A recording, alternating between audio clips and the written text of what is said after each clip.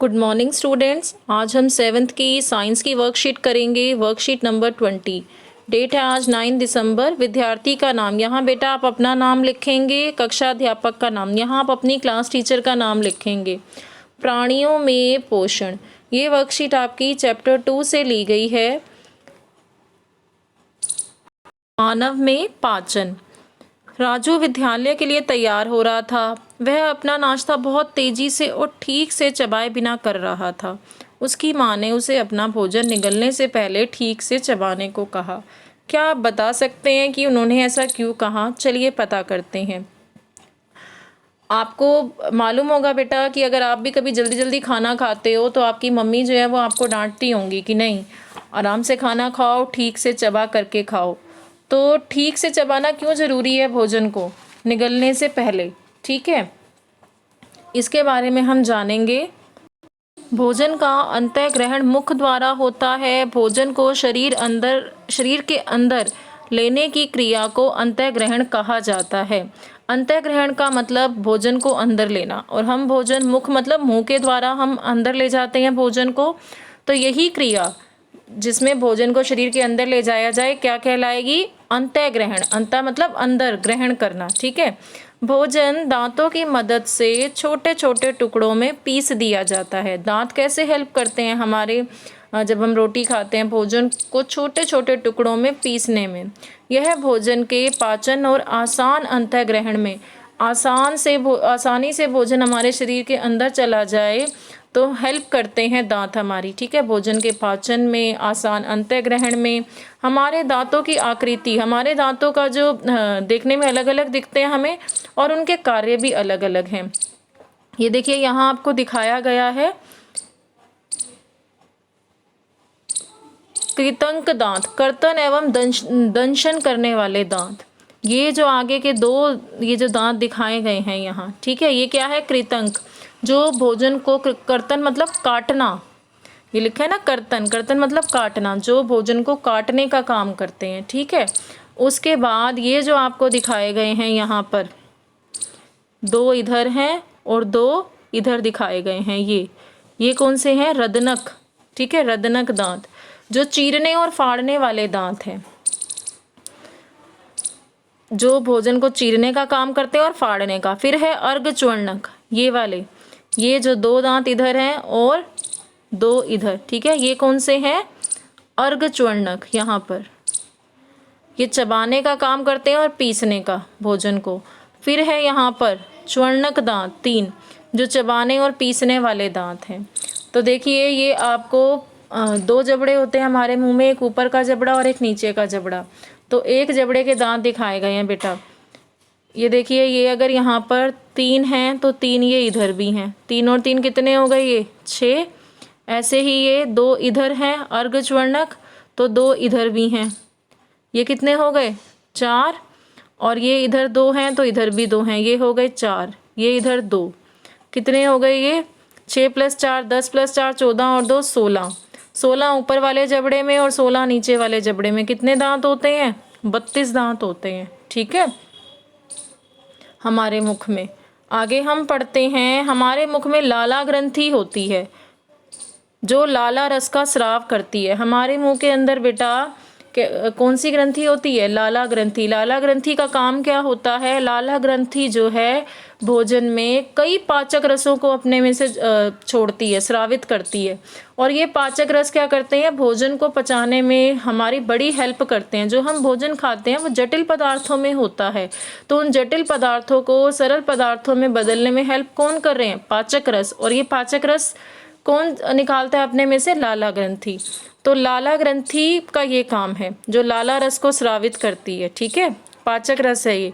लाला रस भोजन में जो उपस्थित मंड होती है, मंड क्या है? कार्बोहाइड्रेट, उसको शर्करा में बदलने का काम, जो भोजन में प्रेजेंट है मंड, उसको शर्करा में कौन बदलता है? लाला रस। ठीक है, यदि हम कुछ समय के लिए रोटी का टुकड़ा चबाते हैं और इसका अनुभव कर सकते हैं,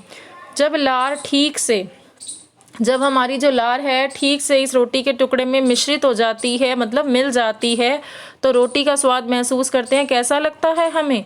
मीठा। तो जो भोजन में उपस्थित मंड थी वो किस में बदल गई? शर्करा में। ठीक है, ऐसा आप अपने घर पर भी चेक कर सकते हैं। रोटी का टुकड़ा लेकर के मुंह में और कुछ देर उसे अच्छे से चबाएं तो उसका स्वाद कैसा लगता है? मीठा। अब आपको नीचे जीभ के चित्र दिखाए गए हैं। जीभ एक मांसपेशीय वाला अंग है, मांसपेशियों से बनी हुई है, जो पीछे की ओर मुख गुहिका के अधर तल से जुड़ी हुई होती है। ठीक है, जो हमारे मुंह में पीछे की ओर से जो मुख गुहिका होती है, हमारी गुहिका जो मुख की एक गुफा की तरह हमें लगती है, अधर तल से ये जुड़ी हुई है। इस जीभ पर स्वाद कलिकाएं होती हैं। जीभ से ही हमें पता लगता है कौन सा भोजन मीठा है, कौन सा खट्टा है, कड़वा है। इसमें क्या होती हैं? स्वाद कलिकाएं, चखने की स्वाद कलिकाएं हैं, जो भोजन के अलग अलग स्वादों का पता लगाती हैं। अब आपको यहाँ दिखाया गया है, पहले चित्र में देखिए, आगे हमें यहाँ मीठा स्वाद पता लगता है और ये जो दिखाया गया है यहाँ पे हमें खट्टा स्वाद पता लगता है। ठीक है, फिर यहाँ हमें दिखाया गया है ये नमकीन स्वाद पता लगता है और सबसे पीछे जो है वो कड़वा। सबसे जीभ का जो अग्र भाग है, जो आगे वाला भाग है, वहाँ पे मीठा, फिर यहाँ साइडों में खट्टा। ठीक है, तो अब मीठे के हल्का सा पीछे फिर नमकीन और कड़वा भाग जो है वो सबसे पीछे वाले भाग में जीभ के। आगे पढ़ते हैं। दांतों की देखभाल एक अच्छी आदत। खाने के बाद यदि हम दांत और मुंह साफ नहीं करेंगे, खाना खाने के बाद यदि हम कुल्ला ना करें, दांत और मुंह को साफ नहीं करें, तो मुंह में कई हानिकारक जीवाणु बढ़ने लगते हैं, वृद्धि करने लगते हैं। और ये जीवाणु क्या करते हैं? दांतों में जो फंसा हुआ भोजन होता है उसकी शर्करा को विघटित करके अम्ल बना देते हैं। जो भी हमारे दांतों में फंसा हुआ भोजन होता है उसमें जो शर्करा है उसको विघटित करके अम्ल में बदल देते हैं और फिर ये अम्ल क्या करते हैं? हमारे दांतों को नुकसान पहुंचाने का काम करते हैं और इसे हम क्या कहते हैं? दंतक्षय। दंतक्षय मतलब दांतों का धीरे धीरे फिर दांत टूटने लगते हैं। ठीक है, दर्द होने लगता है हमें दांतों पे, तो दंतक्षय है ये। इसलिए प्रतिदिन हमें कम से कम 2 बार तो ब्रश करना चाहिए और दातुन से दांतों को साफ करना चाहिए। कुछ भी खाना खाने के बाद हमें तुरंत कुल्ला करना चाहिए। कुल्ला करने से क्या होता है? जो भी दांतों में फंसा हुआ भोजन है वो बाहर निकल जाता है। ठीक है, अगर हम नहीं करेंगे कुल्ला तो जो भी जीवाणु हैं, ये जो शर्करा जो हमारे दांतों में जो भोजन फंस रहा है, थोड़ा थोड़ा जो शर्करा है उसको विघटित करके अम्ल बना देंगे और फिर ये अम्ल हमारे दांतों को नुकसान पहुंचाएंगे। जो भी जैसे चॉकलेट है, ठंडे जो हम पेय पदार्थ लेते हैं, मिठाइयाँ लेते हैं, ये बहुत ज़्यादा जिम्मेदार होते हैं हमारे दांतों को हानि पहुंचाने में। ठीक है, दंतक्षय के। आगे इसके प्रश्न उत्तर देख लेते हैं हम। भोजन करते समय हमें इसे ठीक से क्यों चबाना चाहिए? पहला प्रश्न है ये।